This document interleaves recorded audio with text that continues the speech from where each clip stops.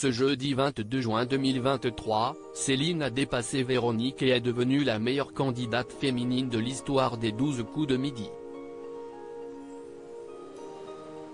Un accomplissement dont elle a parlé à Télé Loisirs. Il faudra aller la chercher. En validant sa 100e victoire ce jeudi 22 juin 2023, Céline, arrivée le 14 mars dernier dans les 12 coups de midi, s'est assurée de revenir dès demain pour sa 101e apparition. De ce fait, la planificatrice SNCF est devenue la plus grande championne de l'histoire du jeu, dépassant Tata Véronique et ses 99 victoires en 100 parties. Un sacré accomplissement pour la quadragénaire, toujours en jeu, qui n'a pas caché sa joie au cours d'un entretien accordé à Télé Loisirs. Les 12 coups de midi, Céline ne voulait pas penser à la possibilité de devenir la plus grande maître de midi au début de son parcours dans l'émission incarnée tous les midis par Jean-Luc Reichmann. Céline refusait de faire des plans sur la comète.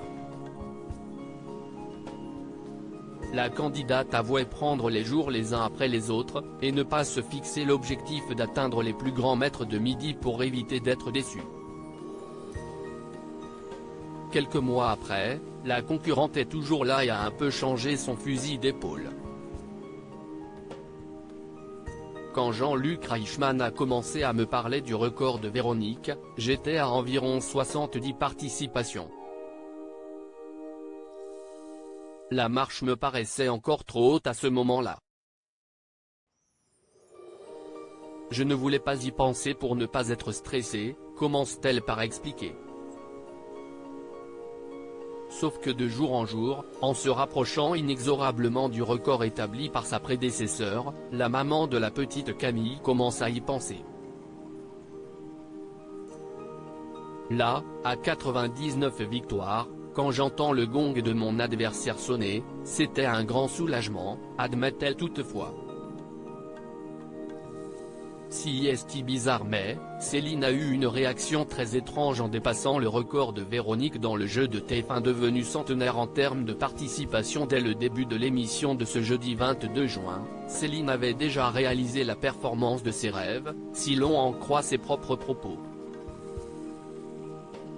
Avant même la victoire, si est le fait d'arriver à ma 100e participation qui m'a soulagé. J'étais contente que ça m'arrive. Si est un accomplissement qui n'a pas été donné à tout le monde, déclare-t-elle. Toujours pudique concernant ses ressentis, la compagne de Jérôme avoue que ses émotions étaient plus fortes à 100 participations qu'à 101. Et pour cause, même en cas de défaite, la mère de famille aurait été première aux côtés de Véronique.